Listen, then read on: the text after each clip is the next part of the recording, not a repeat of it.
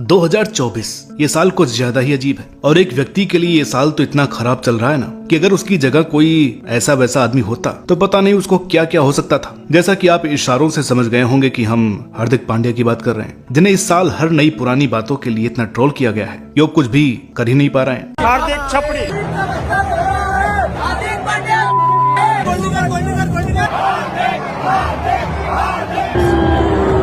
Central contract से लेकर IPL, इस खिलाड़ी को पिछले 5 महीनों में अपने खेल और अपने फैसलों की वजह से और दूसरे लोगों के फैसलों की वजह से भी इतना कुछ झेलना पड़ा है जितना आज तक किसी खिलाड़ी ने अपने करियर में अभी तक महसूस भी नहीं किया होगा। अब जब T20 विश्व कप नजदीक आ रहा है और हार्दिक उसमें हमारी टीम का हिस्सा है तो सबको ये लगा होगा कि अब शायद सब कुछ भूल करके हमारी मीडिया और यहाँ के लोग कुछ समझ जाएंगे और सब कुछ बंद हो जाएगा। लेकिन नहीं, अगर क्रिकेट से कुछ नहीं मिल रहा है तो पर्सनल लाइफ का चक्कर निकाल करके लेकर के आते हैं, वहाँ से कुछ न कुछ मिल ही जाएगा। वैसे भी हमारे हार्दिक भाई हैं भी रंगीन मिजाज के,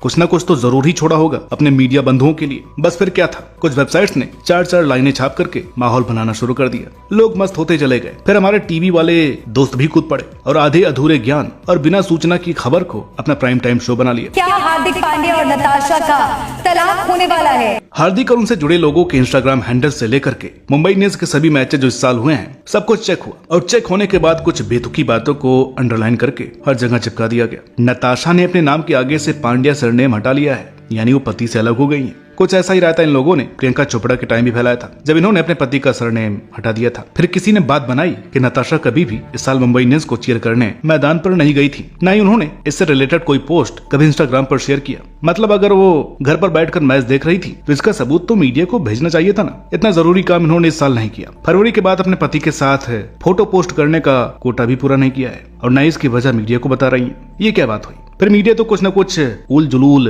सोचेगा ही ना। 4 मार्च को अपना जन्मदिन भी अकेले अकेले ही मना लिया, किसी को बुला ही नहीं। और हार्दिक भाई भी कमाल है, अपनी पत्नी को विश करना कोई कैसे भूल सकता है? भाई हमसे पूछो तो हम मामा फूफा तक के बर्थडे याद रखते हैं और हर जगह फैला देते हैं कि आज हमारे रिश्तेदार का जन्मदिन है। अब जब मीडिया की छानबीन सोशल मीडिया पर पूरी हो गई तो पेपराजी ने अपना काम शुरू कर दिया और वो खबर ले आए कि नताशा और हार्दिक के बीच में कोई वो आ गया है, दिशा पाटनी का दोस्त अलेक्जेंडर।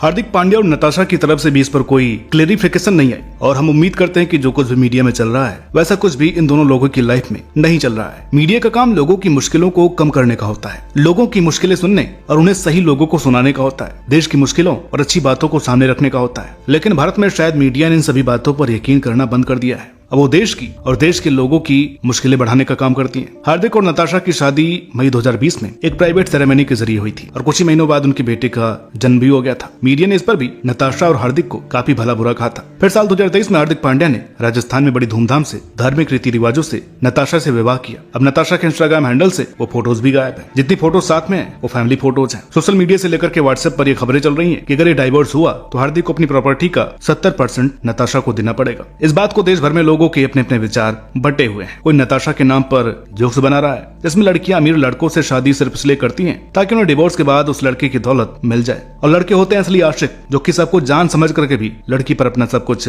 लुटा देते हैं। ऐसे कुछ लोग नताशा को गोल्ड डिगर भी बोल रहे हैं और दहेज को इस मामले से जोड़ करके जायज ठहराने की कोशिश हो रही है। मतलब एक उदाहरण से लोगों ने दुनिया भर के लड़के लड़कियों और प्रथाओं के लिए अपना जजमेंट सुना दिया है, और वो भी तब जब इसकी कोई आधिकारिक सूचना किसी के पास नहीं है कि नताशा ने ऐसा कुछ सच में किया भी है या नहीं। बस हवा में सारी दलीलें और मुकदमे चल रहे हैं और लोग जिनकी बातों से किसी को कोई फर्क नहीं पड़ता है वो अपना जजमेंट बनाते फिर रहे हैं। कुछ लोग लड़कों को लड़कियों से होशियार बताने के लिए हार्दिक का एक पुराना वीडियो शेयर कर रहे हैं जिसमें वो गौरव कपूर को बता रहे हैं कि उन्होंने अपनी लगभग पूरी प्रॉपर्टीज और पैसा अपने माता पिता के नाम पर कर रखा है क्योंकि उनको अपना 50% किसी को देना नहीं है। शिखर धवन और मोहम्मद शमी के रियल लाइफ एग्जाम्पल भी चल रहे हैं। नताशा के प्रोफेशन और नेशनलिटी तक अभी बात नहीं गई है, ये बात अच्छी, लेकिन आगे ऐसा नहीं होगा इसके बारे में कुछ कहा नहीं जा सकता है क्योंकि हमारी मीडिया टीआरपी के लिए कुछ भी कर सकती है। अब इस खबर को मीडिया ने बिल्कुल सही मान लिया है। उनके लिए तो सिर्फ इंतजार इसी बात का है कि इस बात पर ठप्पा कितनी जल्दी लगता है और कब वो ये ब्रेकिंग न्यूज चला सके कि उन्होंने ऐसा कुछ होने वाला है इसकी जानकारी दर्शकों तक सबसे पहले पहुंचाई थी। सबसे तेज और अपने सबसे सटीक प्रेडिक्शंस के लिए चुनाव के नतीजे से पहले ही उनको अपनी पीठ थपथपाने का मौका मिल जाए तो ये बात मीडिया वालों के लिए सोने पर सुहागा जैसी बात हो जाएगी क्योंकि इससे चुनाव के नतीजों के टाइम भी उनकी व्यूअरशिप भी बढ़ने के चांस और मजबूत हो जाएंगे। नताशा और हार्दिक के रिश्ते को टूटने को लेकर के जो सबसे मजबूत बात इन सब के बीच निकल करके आ रही और जिसे देख करके सचमुच लगता है यहाँ पर नताशा की गलती है तो ये है कि उन्होंने इस समय इस पर कोई रिएक्शन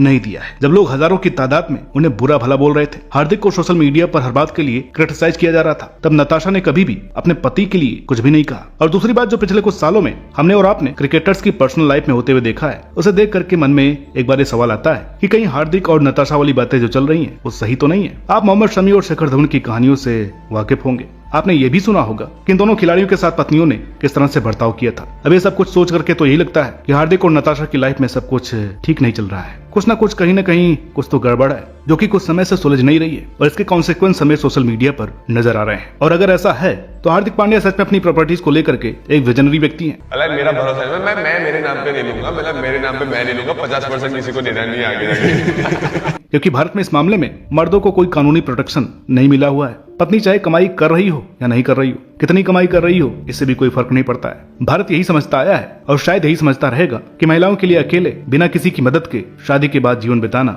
मुमकिन नहीं है। इसलिए चाहे उनको 50% मिले या 70%, उनका मर्दों की दौलत पर हक बनता है। फिर मर्द चाहे उसके बाद जीवन बिताने लायक रहे या न रहे, क्योंकि वो तो आदमी है, किसी न किसी तरीके से कुछ न कुछ कर ही लेगा। इस सोच का कुछ महिलाएं फायदा उठा लेती हैं और इस नियम के चलते कुछ आदमी बर्बाद हो जाते हैं और समाज में नैरेटिव सेट हो जाते हैं। लड़कियों लड़कियों की लेबलिंग हो जाती है। खैर, मुद्दे पर लौटते हैं और आपको यह स्पष्ट करते हुए चलते हैं कि अगर हार्दिक और नताशा के बीच खींचतान चल रही है, डिवोर्स होने वाला है, तब भी किसी की पर्सनल लाइफ को बिना परमिशन और बिना सूचना के बगैर इस तरह से सोशल मीडिया पर उछालने वाली बातें सही नहीं है। मीडिया का पहला काम कंफर्मेशन का होता है। प्रोडक्शन का काम मीडिया को कम से कम ऐसे मुद्दों पर तो नहीं करना चाहिए। और अगर ऐसा नहीं है तो पिछले कुछ दिनों में जो कुछ भी हुआ है उसको सोशल मीडिया और उसको चलाने वाले कुछ बुद्धिजीवियों का वहशीपन कहना सही होगा। मेरा यह मानना है कि किसी खिलाड़ी की आलोचना उसके मैदान पर किए गए परफॉर्मेंस के आधार पर होनी चाहिए। हार्दिक पांड्या कुछ ही दिनों में एक वाइस कैप्टन की हैसियत से भारतीय टीम के साथ बड़े टूर्नामेंट का हिस्सा होने वाले हैं, तो अच्छा होगा कि हम उनके अच्छे परफॉर्मेंस की दुआ करें, उनके लिए अच्छा सोचना शुरू करें। बनी बनाई बातों पर भरोसा करके उनकी मुश्किल और हैक्टिक लाइफ को और खराब बनाने की कोशिश नहीं होनी चाहिए। इसी उम्मीद के साथ कि हार्दिक और नताशा की लाइफ में सब कुछ सही चल रहा है और सही चलता रहेगा। मीडिया अपने कर्तव्य और काम को समझने का प्रयास करेगा। आज के इस वीडियो में इतना ही, तो मिलते हैं आपसे अगली वीडियो में। तब तक के लिए नमस्कार।